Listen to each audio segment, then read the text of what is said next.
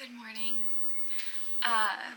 This is my morning coffee time, and I just want to take you along and chat as your personal publicist about what you could be doing in your earned media strategy. If you don't have one, let's start one. It's free for the most part. All it requires is a little bit of legwork, but then you can kind of get things on a rolling basis and have a system in place where you're constantly churning out earned media efforts. And if you don't know the difference between earned media and paid media is like renting attention. Earned media is earning media that compounds visibility over time. And if you are a finance bro or gal, you will understand the importance of compounding interest. So earned media is like the long game for long-term success. And it doesn't mean you'll see success only years and years later, but that it will just gradually increase over time. So earned media is very important. I'm very passionate about earned media. It's what I spent nearly a decade doing for very influential people from Capitol Hill to corporate agencies and organizations. So I think that earned media is such a underused, under talked about tool in the marketing toolkit, and my PR firm, Heirloom PR, is designed to break down that wall and break down that barrier. So today I really want to have a conversation with the business owner who thinks that their story, that nobody wants to hear their story. And I come across people quite frequently who have a business, they have something that they're working towards, right? And they don't see their own arc. And what I mean by that is they haven't stepped back and spent time intentionally thinking about their story arc, because you're not wrong. If you think nobody's gonna listen to my story, nobody cares, I don't have anything interesting to say, well, then you're probably right. Nobody wants to hear that. Nobody wants to hear, yeah, I just started this business one day and everything worked out, right? So there is an importance to having a story, but what I am telling you today is that if you think you don't have one, you're wrong. And all it takes is really stepping back and mapping out how you got to where you are. And that might seem really easy, and that's because it is. It's just about reframing your story to be that thing that people identify with, that story that somebody else can see themselves in, because that is what's going to make the cover of your local newspaper.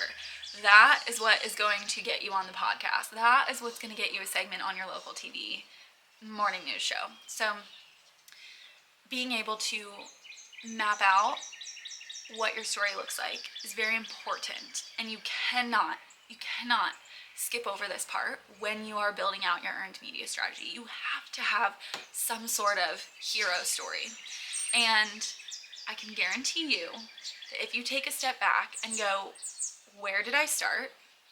Like, map out where did you come from? What was your come up story, right? Like, what is the starting point in your race to the finish line? Outline that.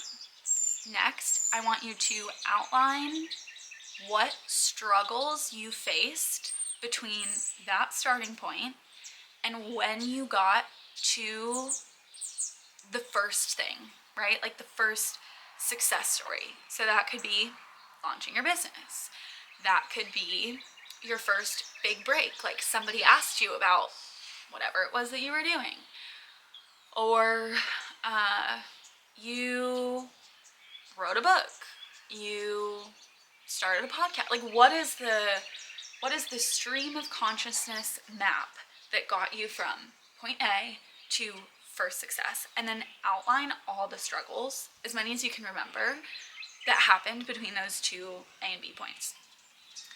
And this is why it's so important to identify your struggle, because while we don't like to think about it, or I think sometimes there's even embarrassment maybe around like, I tried and I failed and I tried and I failed and I tried and I failed. There is something in a story where you're willing to own, yeah, I did that and it didn't work, that people love. People love because that story tells them it's possible to get to the other side of that. And there is nothing that sells better than hope. So if you can map out your hero arc, your hero story, that narrative that shows people, I did this, I struggled too, and this is what happened when I stayed consistent, when I didn't take no for an answer, when I decided I was going to do it anyway, when I XYZ. When you can take that point A to point B and turn it into a narrative that people can resonate with, that's your story.